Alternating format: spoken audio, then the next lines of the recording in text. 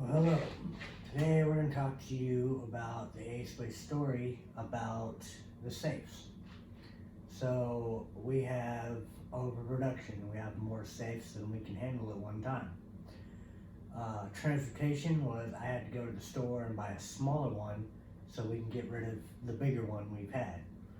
And that cuts down on as much transportation on top of that, because now you can use a code to get into the other one where you had to jungle for the keys and then find out, where they're at and go through all that process of transporting everything over there. And all you have to do now is hit a code and you'll be able to get into it, and it's way less transportation.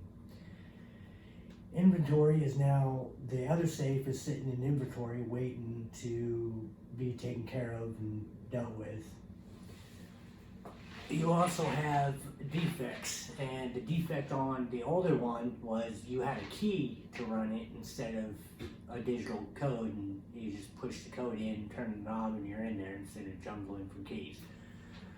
Over processing is you're going to have to think about all the steps you need to be able to get someone's deposit in or out of the old safe compared to just simplifying and having a smaller safe.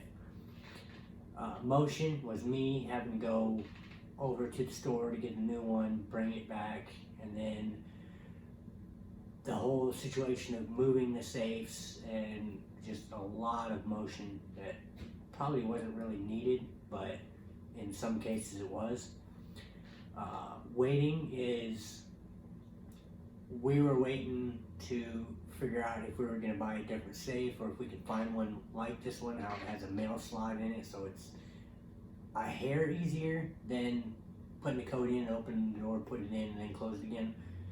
But we couldn't find one, so we just went with what we had.